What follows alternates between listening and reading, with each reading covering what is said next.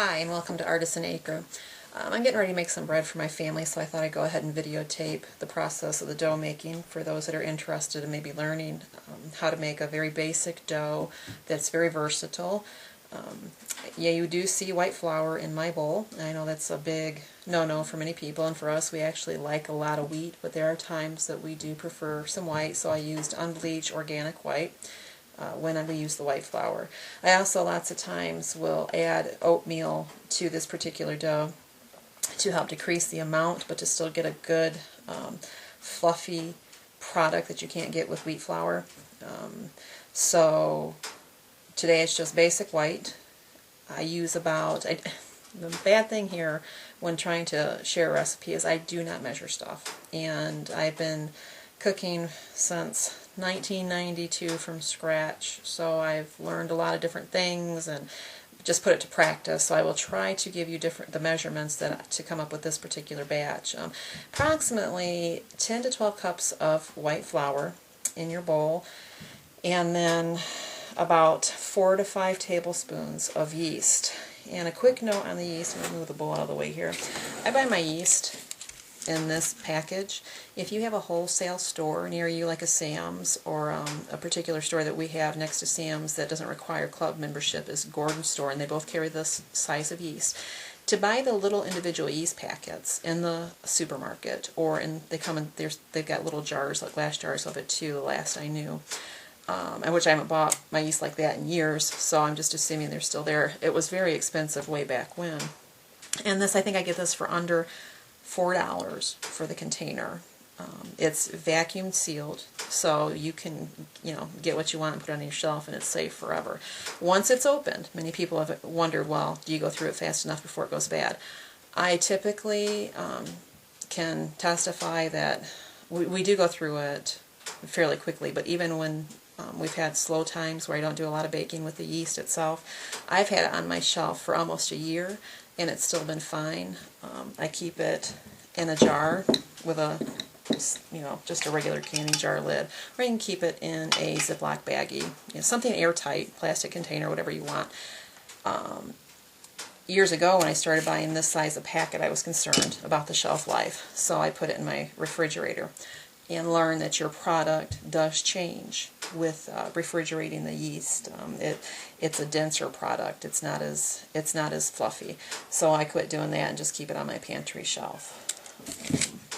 Then, when you go to activate your yeast, if you're not familiar with the way yeast works, you want to get it in a little bit more than room temperature water, a little lukewarm. If it's too hot, you kill the yeast. If it's too cold, the yeast will not activate. Once you activate the yeast, you can see it's kind of bubbly. That's called proof. It's proofing. I have a mixture here of water or milk with a little oil in it. You can activate your yeast just in plain water, or like in this circumstance, I've used powdered milk. So I put the water in there and then just, got it warm enough to where I wanted it.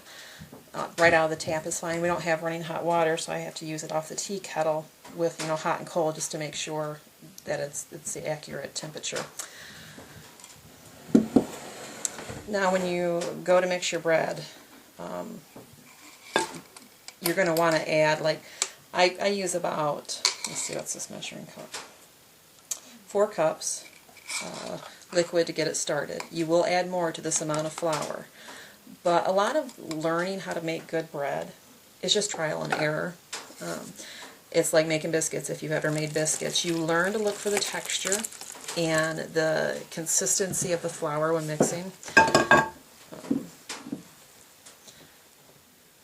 You don't want to stir this so it's super dry. Obviously right away I know I need to add more water. And I'll add more warm water, not just cold or hot, because it does help to blend the flour together.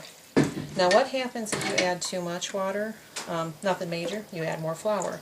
Obviously, you don't want to add a quart more than you need, but if you accidentally add a cup more, you just add extra flour in there when you're kneading it. You're looking when you knead this, you're looking for a texture like elastic. And again, I can't emphasize enough how it takes just trial and error practice, hands-on, to learn the type of dough that you're looking for.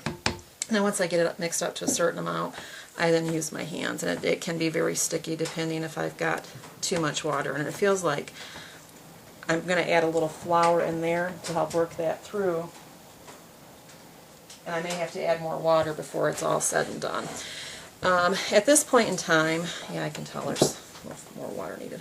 Most people, once they get to this point, will put their dough out onto a breadboard.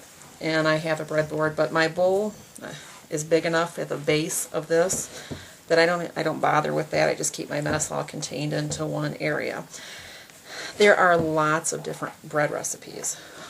This recipe is modified from when I first started using it. It called for, I'm trying to think, it called for sugars, and they wanted you to scald the milk, and I just kept working with it to where it got to a point that all I need is the liquid for the flour and the yeast, and of course the flour, and oil. Now you can use oil or you can use lard, melted lard, or you can even use melted butter. That's probably the least desirable when it comes looking for an agent for this.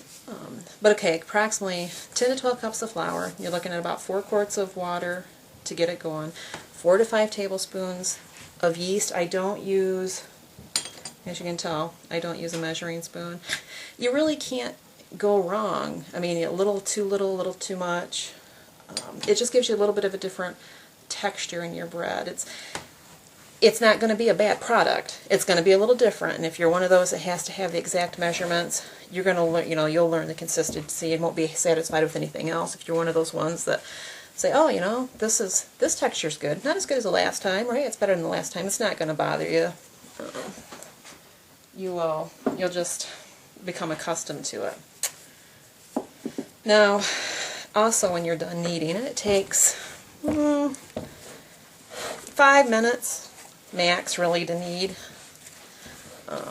If you're kneading and it's sticking, as you see it sticking to my hand, it needs more flour. Work more flour in there. And I punch the dough sometimes like this to knead it through, but then you'll roll it, and it's more like that on a breadboard. But again, I very seldom use a breadboard unless I'm making biscuits. Now this dough, one of the reasons I love this dough so much is I can make loaves with it. I can make rolls with it. I can make our hamburger buns, or anything we need a bun for sandwich for. I can make pretzels with it, and I make breadsticks with garlic and butter on them for different meals that we have. I've used this dough for pizza crust. It's so versatile that it's hard to find one that I would gladly replace it with.